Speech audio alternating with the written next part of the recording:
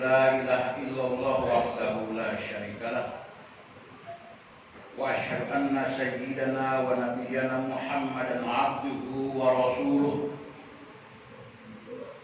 اللهم صل وسلم على سيدنا محمد وعلى آله وصحبه أجمعين أما بعد فيا عباد الله اتقوا الله حق تقاته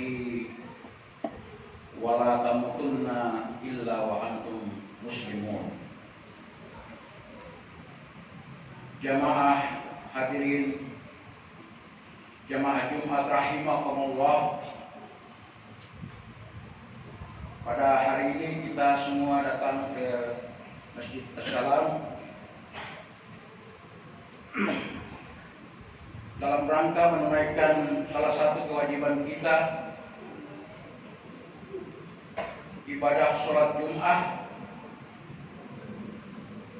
yang merupakan kewajiban yang dibebankan kepada kita selaku umat Islam, dan hari ini sebagai bentuk rasa syukur kita semua hadir di sini dalam keadaan khusyuk dan tawadhu dalam rangka mensyukuri nikmat Allah Subhanahu wa taala. La in syakartum la azidannakum wala in kafartum inna adzabi lasyadid.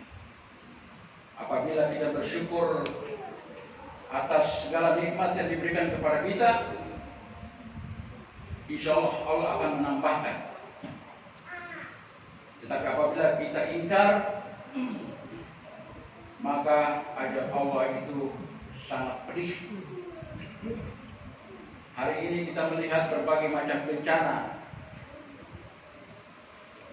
Kita melihat saudara-saudara kita di Turki dan Suriah, juga kita di Indonesia ada beberapa tempat yang sehingga saat ini masih dilanda bencana. Di Papua misalnya, yang gempanya terus-menerus terjadi.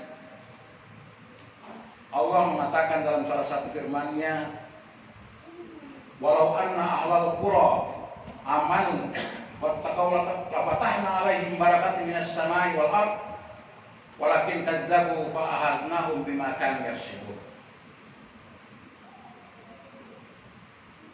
Apabila sebuah negeri, kalau masyarakatnya bersyukur kepadaku, aku akan mengeluarkan, aku akan mendatangkan rezeki dari langit dan bumi. Tetapi pada ketika mereka tidak mensyukuri nikmatku, maka azabku sangat pedih karena apa yang mereka lakukan.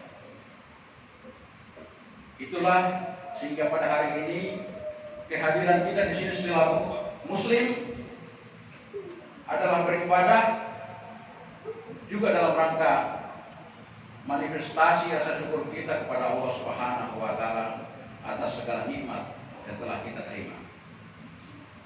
Jamaah Jumat rahimakumullah, besok tanggal 27 Rajab adalah salah satu hari yang sangat bersejarah di dalam agama Islam, di dalam sejarah dakwah Rasulullah SAW, yaitu peristiwa Isra dan Mi'raj. Peristiwa Isra dan Mi'raj ini terjadi, beberapa catatan sejarah, ada yang mengatakan pada tahun 619, ada yang mengatakan pada tahun 621, ketika Rasulullah berumur 51 tahun. Beberapa catatan sejarah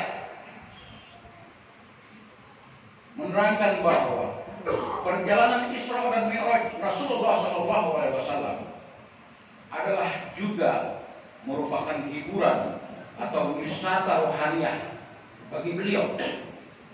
Karena pada tahun itu istri beliau yang sangat dicintai, Siti Khadijah, wafat. Paman beliau Abi Thalib yang sangat mendukung dakwahnya pun wafat. Beliau sangat bersedih, sehingga para ahli sejarah mengatakan tahun itu adalah tahun kesedihan atau amul husni. Jamaah Jumat rahimahumullah, di dalam Al-Quran surat Al-Isra yang tadi saya bacakan di awal khutbah ini, Allah tunjukkan tanda-tanda di dalam perjalanan Rasulullah. Linuriyahu min ayatina. Perjalanan ini dilaksanakan bukan pada siang hari, tetapi pada malam hari. Kita tahu malam hari adalah malam para nabi. Nabi Ibrahim mengakui keesaan Allah ketika melihat matahari di waktu siang, di waktu pagi. Kemudian dia meragukan pada malam hari. Dia melihat bintang di langit. Tetapi ketika pagi hari, bintang pun lenyap. Setiap malam dia merenung, pasti ada sesuatu yang kekal di dalam kehidupan ini. Nabi Musa melihat api di Gunung Sinai pada malam hari. Nabi Muhammad Sallallahu Alaihi Wasallam menerima wahyu pertama pada malam hari. Malam hari adalah malam yang paling afdal, malam yang paling mustajab ketika kita berdoa. Wa minal laili fatahajjat bihi nafilatan lak. Dalam surat Al-Isra ayat 78. Qumil laila illa qalila. Bangunlah kalian dari sepertiga malam itu. Di malam hari pun ada sebuah malam, suatu malam yang nilainya 1000 bulan, yaitu malam Lailatul Qadar. Sehingga malam hari adalah malam yang mustajab ketika kita mendekatkan diri kepada Allah Subhanahu wa Ta'ala. Jamaah Jumat rahimakumullah, di dalam perjalanan Isra dan Mi'raj itu Allah menunjukkan tanda-tanda dan ujian kepada Rasulullah SAW. Salah satu ujiannya, beliau diberikan susu di tangan kanan dan hama di tangan kiri oleh seseorang. Diminta dipilih mana yang akan diminum oleh Rasulullah. Maka Rasulullah mengambil susu untuk diminumnya.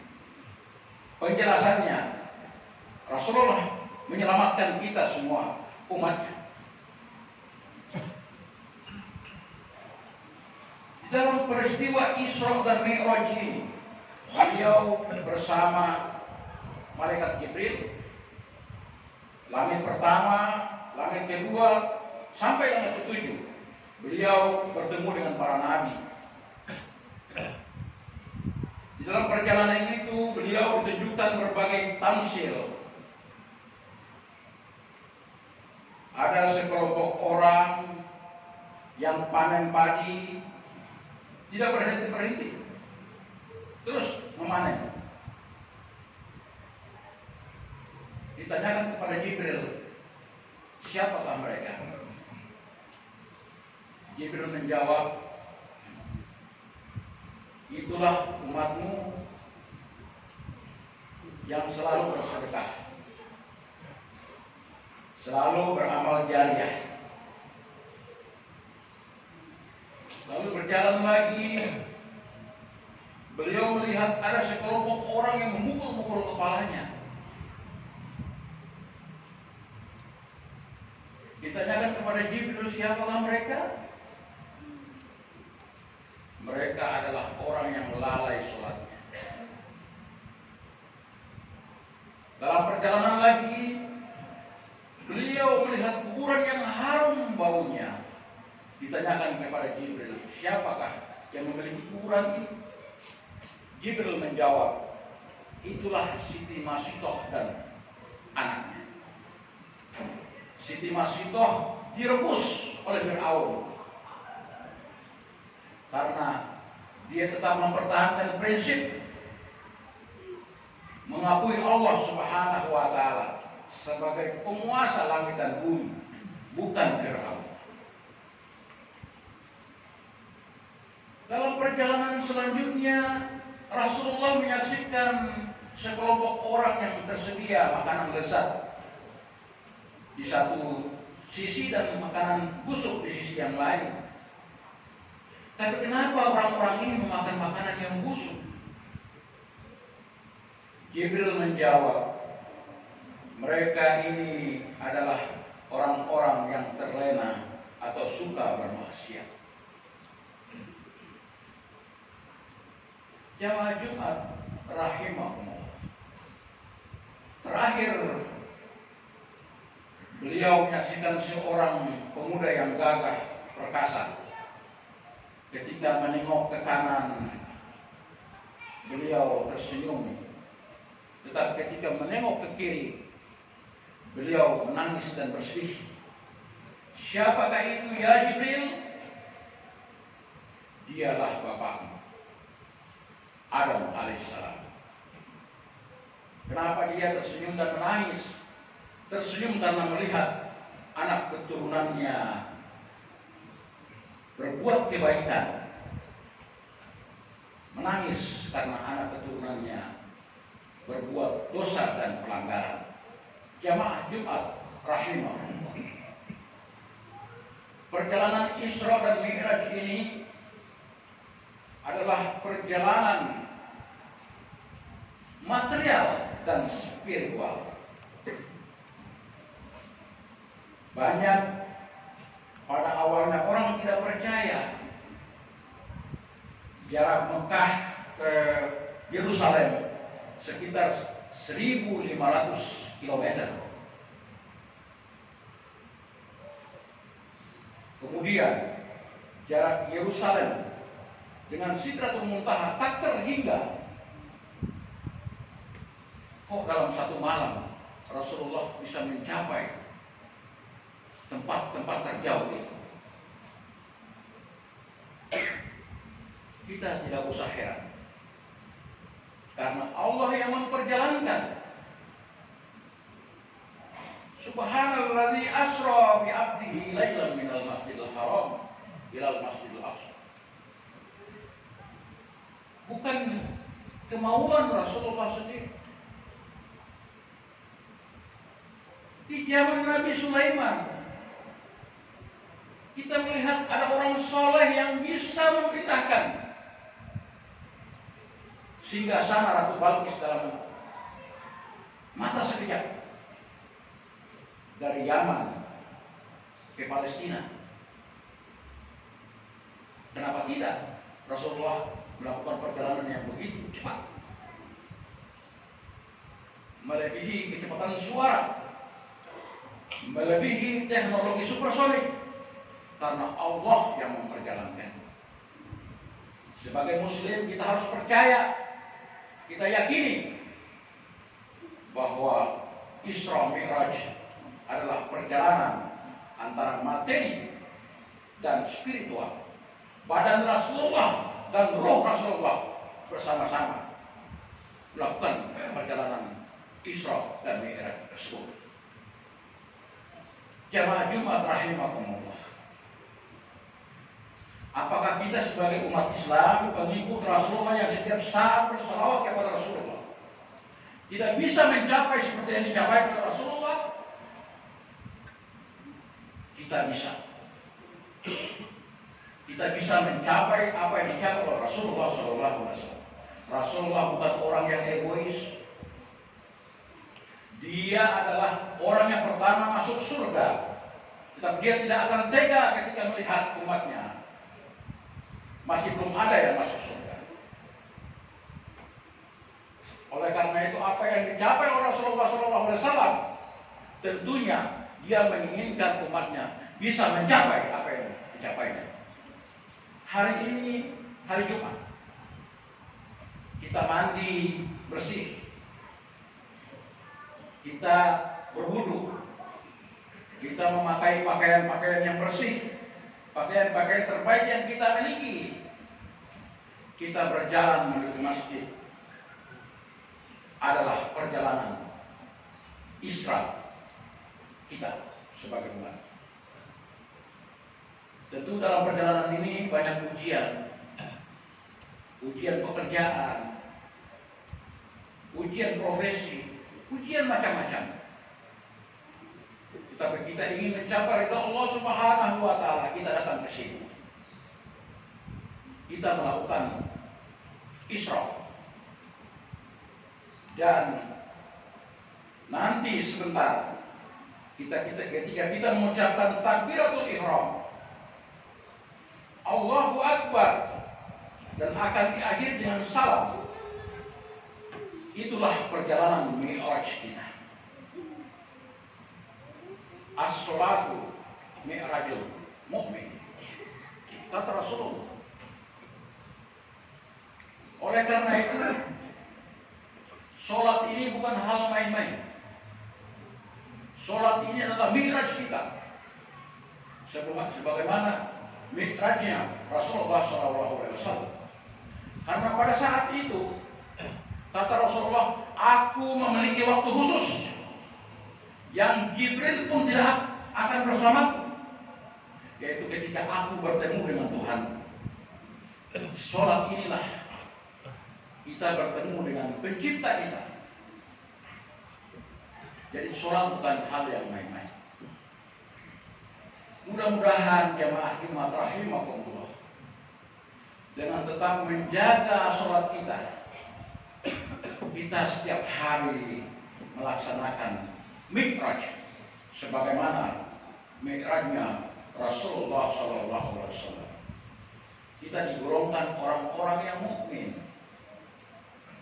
alladzina fi sholatihim khashi'un, orang-orang yang dalam sholatnya selalu khusyuk, orang-orang yang alladzina fi sholatihim daimun, orang-orang yang selalu menjaga sholatnya. Kita semua senantiasa menjaga sholat kita ini, dan kita diterima oleh Allah Subhanahu wa Ta'ala sebagaimana Allah menerima Rasulullah SAW saat Mi'raj tempo. Barakallahu li wa lakum fil Qur'anil azim, wa nafa'ani wa iyyakum min al-ayati wa dzikril hakim, wa taqabbala minni wa minkum tilawatahu innahu huwas samiul alim. Aqulu qawli hadza wa astaghfirullahal azim li wa lakum wa lisairil muslimina wal muslimat wal mu'minina wal mu'minat fastaghfiruhu innahu huwal ghafurur rahim.